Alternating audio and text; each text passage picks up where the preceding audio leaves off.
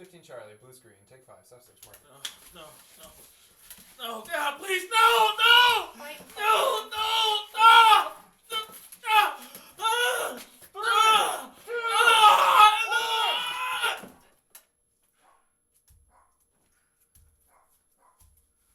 If you follow us on YouTube, you probably noticed we went a year or so without releasing anything on our channel.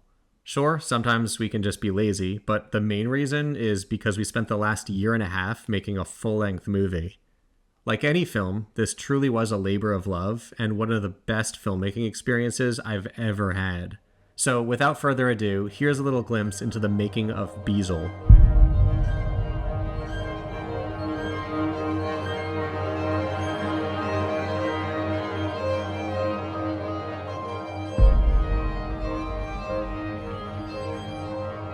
Toward the end of 2022, my parents decided to sell my childhood home in western Massachusetts.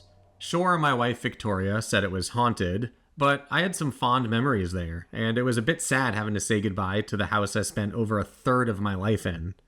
With a deadline fast approaching and a beautiful shooting location to immortalize, we immediately started crafting the most important part, the script. Knowing the house as well as we did really helped in the writing process.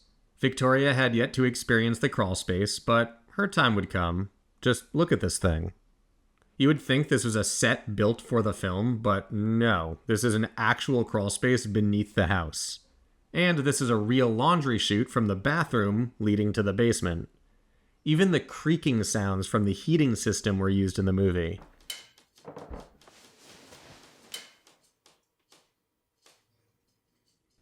Since time was limited, the original plan was to shoot one part of an anthology in Massachusetts and then shoot the rest of the film back in LA during the spring and summer.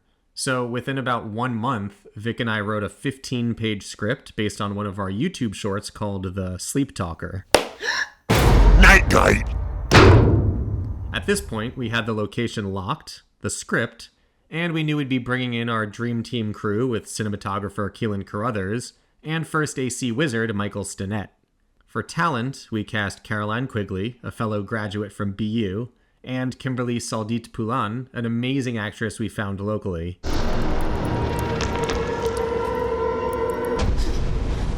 More cast and crew would be secured later, but this group was essential in kicking things off. We shot the short film in a little under a week, and after saying goodbye to the house for what I thought would be the last time, we flew back to LA.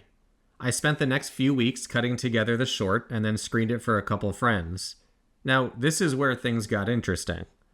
I'm sure most filmmakers can relate to this feeling that nothing you ever do is good enough, and we wish all the time that we could just go back and do things differently. Well, this short was one of the first times I actually felt really proud and confident of the final product. And the feedback we got from friends, family, peers, industry people was resoundingly positive. So instead of writing 2 completely different shorts for the anthology, we decided to expand on the short we already made and write what happened before and then what happened after. Within 1 month, we were on our way back to Massachusetts to finish shooting what we started. You're gonna be okay.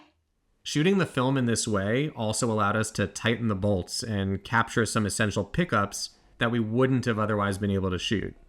We arrived in the middle of a snowstorm, and after 1 day of settling in, went right back into production. Most of our casting was local, although we did fly out a couple of actors, LeJohn Woods from Ohio and Nicholas Robin from France. Our DP brought his own camera package, the Red Komodo. I brought my sound gear, and I have to give a shout out to Northampton Open Media, which lent us a lot of free gear, including C-stands, Zoom recorders, and lighting equipment. Since the film takes place over a 70-year period, we conveyed the passage of time through the use of technology and actually used 4 different types of cameras. We bought this old JVC GRC1 from eBay, the same camera that was used in Back to the Future. We also shot part of the film on 8mm film, and then lastly, we used Victoria's mini DV camera. Since we didn't have a VFX supervisor on set with us, I often found myself on the phone with Sam Evenson, our VFX artist, so that he could walk me through how to shoot certain sequences. Most notably this head rip shot, which fortunately we were able to do some test shoots for in LA. For Beezel, I would be wearing 2 very important hats: running production and acting in a lead role. I was very excited for the role of Nova. She's bubbly, funny, and without spoiling anything, she has a very interesting character arc.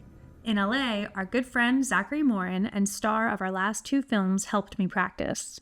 He's a phenomenal actor and really helped me approach this character by cracking into what Nova really wants. It's a very cool experience to see a character take shape in the writing process, but then make her come alive as an actor. Really understanding Nova would help me find small moments to bring out her inner self on camera. The moment after the shower when she's looking at her body in the mirror wasn't scripted, and we added that in on the day.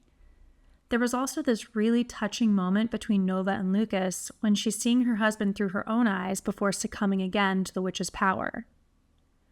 We spent some good time on this scene, and it ended up being a favorite for many of us on set.